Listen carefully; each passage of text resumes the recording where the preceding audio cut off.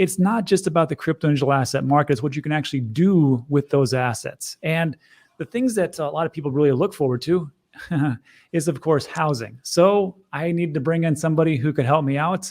And Galliano, thanks for coming on from Boxabl. I appreciate it. Hey there. Thank you so much for having me on. And yeah, my name's Galliano, and here at our factory in Las Vegas, the company is called Boxabl, and we are trying to mass produce a new type of housing, hoping to make housing more affordable for everyone. Yeah.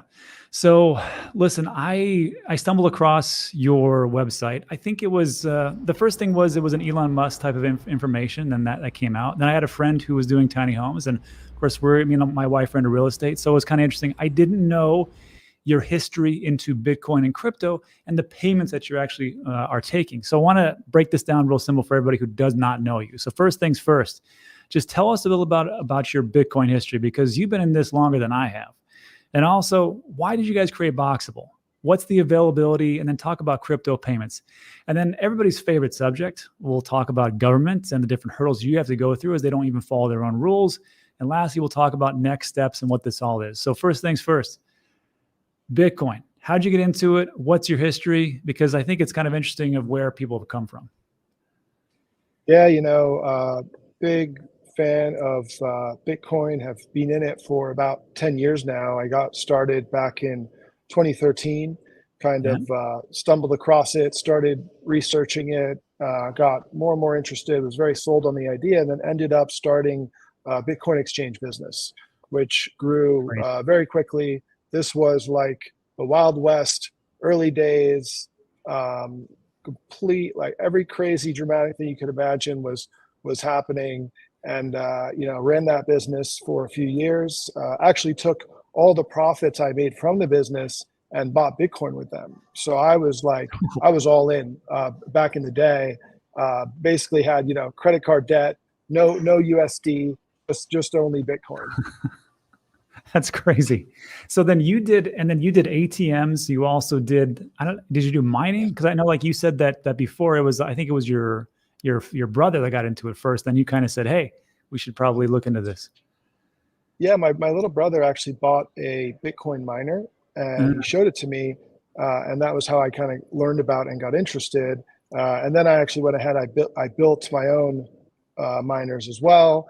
And then eventually stumbled into the opportunity for the exchange business to basically exchange US dollars into Bitcoin. And, that really took off, and, it's been a great wild ride ever since then. 2013, those were good times to get in. I wish I would have been there. All right. So that would be a little bit of your history. Now let's talk about the company itself. Why Boxabl? And talk about the availability, because you guys have been around. You started up in 2018. It's been some time, and I can see that there's a lot of manufacturing construction going on in behind. But what's the availability? And let's talk about payments, because that's what was most shocking to me. Yeah, so housing is a big problem both in the U.S. and around the world. Not being available, affordable. Everyone knows about the housing issues that are going on. So we kind of set out to fix this problem. And our thought process on it was that housing is really one of the last big modern products that's not mass produced in a factory. Everything else, whether it's your iPhone or your car or your sneaker, your television, is built on an assembly line. And the result is those products are cost effective and, they're available to be purchased. But housing is still being built kind of in an old school way, by hand, one at a time, on site, skilled trades, extremely inefficient way of doing things. So when we looked at this problem and said, why is that happening? We realized simply, the biggest issue was just houses are really big. So they're too big to build in a factory and ship out to site. And that's why they never transitioned onto an assembly line. And if we can get them onto an assembly line, we're going to be able to push the price down to the point where we can have an absolutely massive impact. So the first innovation, if anyone goes over to Boxabl.com and sees the product, is they'll see that the house actually folds up. So we have our first product, the Casita that you're showing there. It's a little small studio apartment. It's about 20 feet by 20 feet, and it folds up from 20 feet down to 8.5 feet. And that's super important because that enables us to ship the product, and we're still finishing everything. So electric, plumbing, kitchen, bathroom, flooring, walls, that is still all done in the factory, but it folds up for shipping.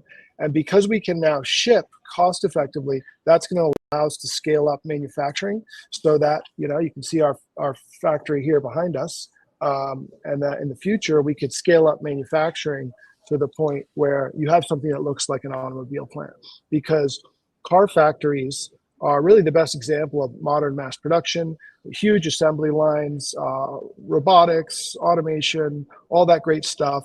You know, a Ford factory or a Tesla factory is putting out 1 car per minute or less off the assembly line. Mm-hmm. There's no reason we can't do that with housing now that we've fixed the shipping problem.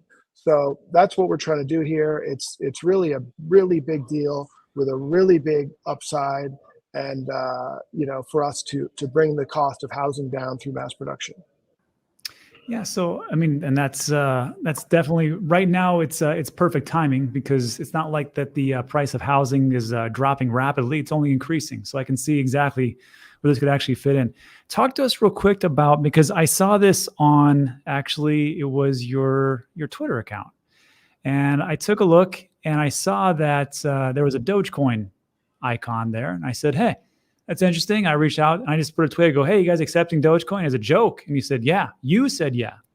And I said, well, we got to talk. So talk to us real quick about crypto payments. I know the Casita is rolling out, and I think you guys have pretty much sold that out. But I know as time goes on, how does this work, crypto payments?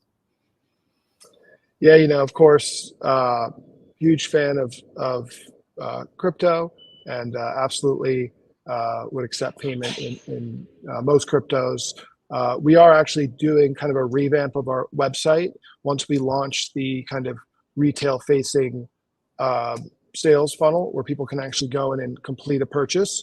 So that will have, you know, the crypto integrated into the website. So pretty cool, and love Dogecoin. Yeah, it's one of my favorite holds, as a matter of fact. It was a massive, massive run up for me, 2020, 2021. All right, so we talk about the good stuff. Let's talk about the bad, the government. The problem is, and I'm not going to go into this and beat it down with a dead horse, but on this channel, we're not big fans of government ourselves, and there's a reason why we're into crypto, but your product goes beyond that. What's happening with zoning laws and regulations and things that you've come across, and how did you get across or get over that, you know, cross that bridge with the government, and especially military? Yeah, the government and regulation are a huge problem. Hurts everyone in the country on many fronts. Of course, you know, Bitcoin is kind of an anti-government thing, and that's one of the reasons I was drawn to it. And I have kind of a track record of fighting with the government on many different battles throughout my career. So this is just another example of that. And really, one of the main reasons that housing is expensive is the government. They are strangling it to death at every level, state, local, federal level, with massive rule books, massive bureaucracy, massive fees, and just a huge amount of just complete and utter horse shit that provides no real value to anyone. It's just like bureaucracy for the sake of bureaucracy. So that's one of our big challenges, and also one of our big opportunities, because although we have new manufacturing methods and new building materials and all that that are going to help us bring the price down, the other half of the battle is actually reforming these regulations. And now that we have, you know, kind of a regulatory regime that was built for site construction, it takes into mind the way we build houses now on site one at a time. It doesn't really fit with mass producing them in a big centralized factory like this. So we're already, you know, on many fronts pushing back against this, writing new rules, pushing here and there to find soft spots. And I expect that in the future, a big portion of the cost savings that we think our company and product can achieve is going to come through the regulatory reforms that we'll eventually be able to achieve. Gotcha. You know, this I just thought about this. It brings up a question, which is this: let's say Joe Blow, Jane Doe, they come to the website, they go, you know what, I want to get a casita. They get a casita, they pay with Dogecoin. The actual casita gets actually delivered to their property and land. Is there a way for you guys to like help with the zoning laws? Because like in a lot of places, if I buy land, right, first it has to be zoned correctly, residential versus commercial or something like that. Then of course, when this gets in there, I would assume I would need to have it leveled, flattened, and maybe a base, maybe something that would actually keep everything stable, and the plumbing also as well. Is there something that you guys set up and go, okay, if this happens, this is what you're going to need, and go from there? Yeah, we're going to have a bunch of different resources on that front for all the different things that need to be done. One of the big ones will be our partner directory that we're setting up.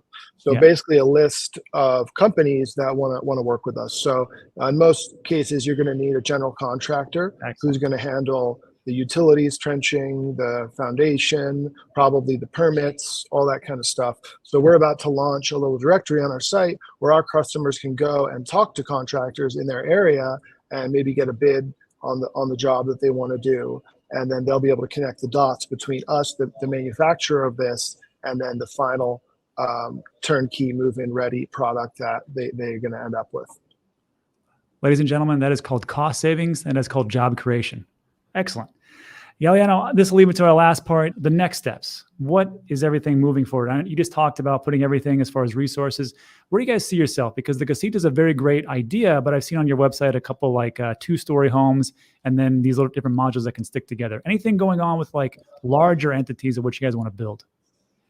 Yeah, so it's important to note that we're not really kind of a tiny house company.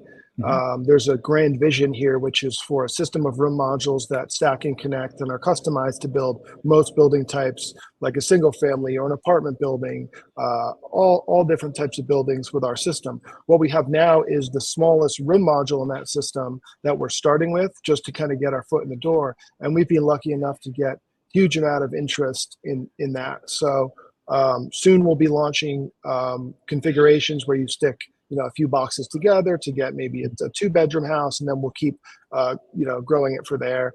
And then in general for the company, things are moving really quickly. We've been in production now, just over 2 years, getting things figured out. We've built over 500 houses. We now have actually 3 factory buildings, and we're putting in about $20 million in new equipment here. And that's going to help automate the process, bring the costs down, quality up, allow us to produce more. So really exciting things, crazy amount of growth happening, pretty much every day here. I'm like standing wondering like, wow, how did we get here so fast? Yeah. Well, I got to tell you, it's interesting where things are going. And I got to tell you, it's a good idea just to keep it streamlined, because if you try to create everything for everybody, you're selling to nobody. So I can see that. So everybody, there are links in the description for the website itself. Also, there is their Twitter account, and I'll link all the different socials. But Galliano, great. Thanks for coming on. Any last words of wisdom for the Bitcoin and crypto holders since you've been around since 2013? I'm a big believer in these pump cycles happen as a result of the halvening, the reduction in supply. Kind of seems like pretty obvious when you look at it. So I'm really excited for this next halvening coming up, and I'm definitely as always a big believer in crypto. Yeah, couldn't have said it better myself. All right, everybody. So links in the description. Galliano, thanks again for coming on. And that is it we'll have you back as things roll out, and great stuff. Thanks, man. Thank you. Appreciate it.